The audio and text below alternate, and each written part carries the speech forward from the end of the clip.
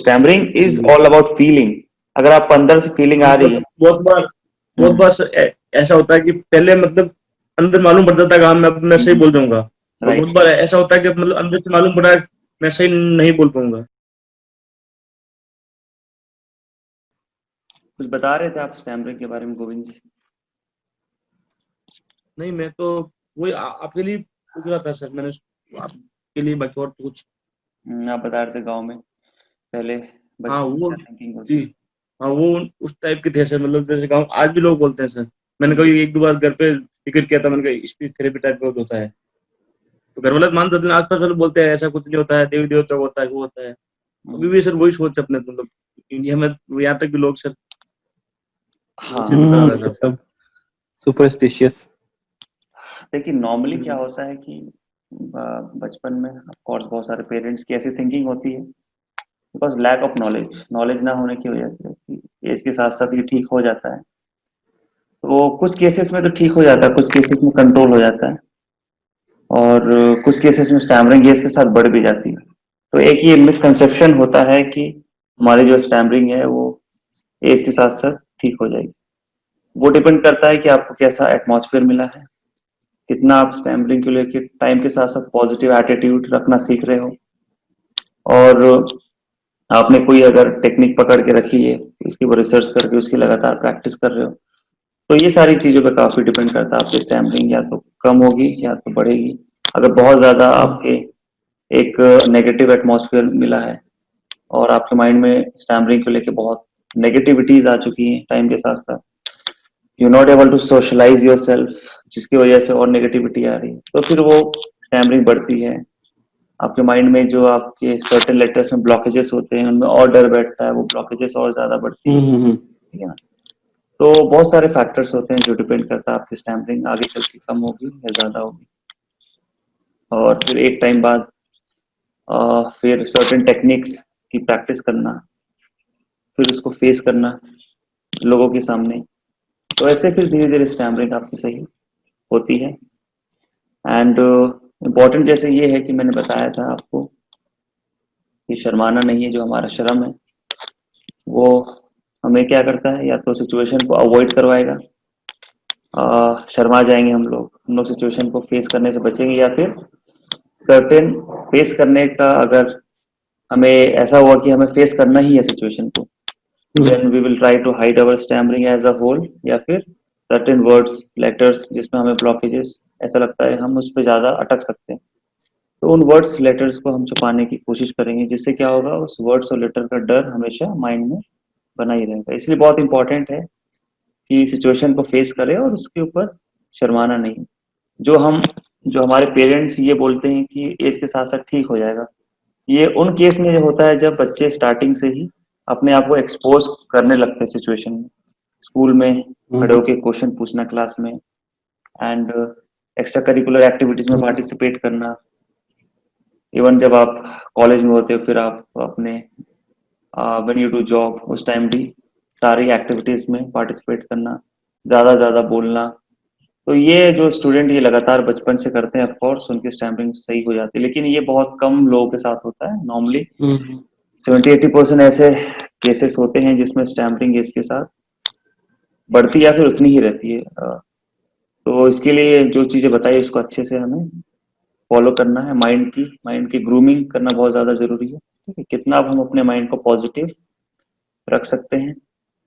And एक zone होता है हमारा जोन क्या होता है, एक कंफर्ट जोन होता है और एक हमारा अनकंफर्टेबल जोन होता है। ठीक है, अब कंफर्ट जोन में तो आप बिना टेक्निक के भी अच्छे से बात कर लेते हैं, वहां पे आपको स्टैम्परिंग या तो बहुत कम होती है या बिल्कुल नहीं होती है। जहाँ आप रिलैक्स होते हो, आपके माइंड में कोई नेगेटिविटीज नहीं होती है, आपको अंदर से फीलिंग आती है कि मैं बोल सकता हूँ।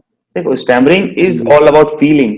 अगर आपको अंदर से फीलिंग आ रही है, बहुत बार सर ऐसा होता है कि पहले मतलब अंदर मालूम पड़ जाता है कि हाँ मैं सही बोल जाऊंगा, और बहुत राइट। बार ऐसा होता है कि मतलब अंदर से मालूम पड़ा है मैं सही नहीं बोल पाऊंगा। ये चीज भी फैक्टर है जैसे सही, आप सही बोल रहे हैं। दोस्तों के सामने, फैमिली मेंबर्स के सामने, राइट। उनके सामने आप ध्यान दोगे कि आप कंफर्टेबली बोल पाते हो। लेकिन जैसे हायर अथॉरिटी लाइक कंपनी के मैनेजर डायरेक्टर्स या किसी कॉलेज में पढ़ते हो, उस टाइम में वाइवा का टाइम है, नहीं तो प्रेजेंटेशन का टाइम है, उस टाइम हम लोग नहीं बोल पाते हैं। हाँ उस टाइम में काफी प्रॉब्लम होती है हमें। एग्जैक्टली तो मैं वही बता रहा था कि एक हमारा हमारा कंफर्ट जोन होता है और एक हमारा अनकंफर्टेबल जोन होता है। तो जैसे आपने बताया गोविंद जी, उसी चीज के ऊपर मैंने इम्फेसिस किया था कि अंदर से फीलिंग आती है कि हम बोल पाएंगे कि नहीं बोल पाएंगे। और नॉर्मली जब हम अपने कंफर्ट जोन में होते हैं, हमें अच्छे से पता होता है हमारे आसपास कोई नहीं है, तो हमारे मन में ऑफकोर्स वो फीलिंग आती है कि मैं अच्छे से बोल पाऊंगा। सो फीलिंग इंपॉर्टेंट होती है। स्टैमरिंग की जो फीलिंग होती है, स्टैमरिंग में जब आपको होती है और उस टाइम जब आपके अंदर फीलिंग आती है कि मैं बोल पाऊंगा या नहीं बोल पाऊंगा, कहीं मैं अटक ना जाऊं, या फिर हाँ मैं बोल सकता हूँ, तो ये फीलिंग आपके माइंड को फिर फ्यूल करती है कि आप वहां पे अच्छा बोलोगे या बेकार बोलोगे। तो हमेशा माइंड में एक एक लेजी एटीट्यूड होना चाहिए, that I just don't give a damn about any person any situation. Stammering हो गई तो हो गई, ये थॉट जो है बहुत इंपॉर्टेंट। स्टैमरिंग हो गई तो हो गई। जब ये थॉट आने का मतलब जो माइंड में एक डुअल थॉट्स आता था, बोल पाऊंगा कि नहीं बोल पाऊंगा, वो फिर हटने लगता है। एंड फीलिंग की वजह से आपके ब्लॉकेजेस भी फिर होते हैं कम। अगर आपको 100% ब्लॉकेजेस तो अगर फील आ गया, जो होगा देखा जाएगा, तो उस टाइम आपका ब्लॉकेजेस में भी काफी 30-40% कमी बिना टेक्निक के ही आ जाती है। क्योंकि आपके जो हार्ड ब्लॉकेजेस है जो बिल्कुल बाहर ही नहीं आते, वो सिचुएशन में एक्सट्रीम हो जाते हैं, क्योंकि only because of that feeling कि मैं बोल नहीं पाऊंगा। तो ये सारी चीजें होती है। तो इसके लिए मेंटली ग्रूमिंग अपने माइंड को करना है, लगातार सेल्फ टॉक करना है, लगातार विजुलाइज करना है सिचुएशंस को, और वहां पे देखना है कि मैं वहां बहुत अच्छे से बोल रहा हूँ, प्रॉपर टेक्निक का फॉलो कर रहा हूँ। फिर आपकी टेक्निक्स तो है ही बहुत इंपॉर्टेंट, कि प्रॉपर पॉज लेना, प्रॉपर ब्रेथ जो आपके वर्ड्स को पुश करता है बाहर निकालने में एक्सट्रीम सिचुएशंस में। नॉर्मल सिचुएशन तो आप ठीक ही बोलोगे। फिर आपका स्लो स्पीकिंग है जो आपको प्रॉपर टाइम देता है कि आप अपने वर्ड्स को बाहर निकालो। अदरवाइज जब हम जल्दी बोलते हैं वो ऑटोमेटिकली हो जाता है कि स्पीड बढ़ने लगती है। तो आप क्या होता है, जब आप जल्दी बोलते हो, स्पीड बढ़ती है, उसके चक्कर में आपकी जबान भी लड़खड़ाने लगती है, जिसकी वजह से भी स्टैमरिंग हो जाती है ब्लॉकेजेस के अलावा। तो वही है ओवरऑल आपकी फिजिकल प्रैक्टिसेस, जिसमें slow speaking, pause and breathing, and आपकी mental practices, self talk, visualization and meditation, which is very important to remove anxiety and to make mind peaceful, तो वो भी बहुत इंपॉर्टेंट। तो ये सारी चीजें फिजिकल और मेंटल टेक्निक्स दोनों को साथ में लेके चलना है, ताकि प्रॉपर सिंक्रोनाइजेशन हो हमारे माइंड में। आपके थॉट्स, आपके वर्ड्स एंड ब्रीदिंग, इनके बीच में सिंक्रोनाइजेशन लाना बहुत ज्यादा जरूरी है। आपके शब्द, आपके विचार, ठीक है, आपके हो गए शब्द, आपके विचार और आपके सांस, इनके बीच में कोऑर्डिनेशन टूट जाने की वजह से ही सिचुएशंस में स्टैमरिंग होने के चांसेस बढ़ जाते हैं। तो ये टेक्निक्स क्या करते हैं, इसके बीच में समानता, कोऑर्डिनेशन लाती है, ठीक है ना। तो ये सारी चीजें जो स्टेप बाय स्टेप हम लोग करेंगे, और बाकी तो आपकी प्रैक्टिस तो है ही। तो चलिए ठीक है, एक बार हम लोग फिर से अपनी कोस्टल ब्रीदिंग करते हैं।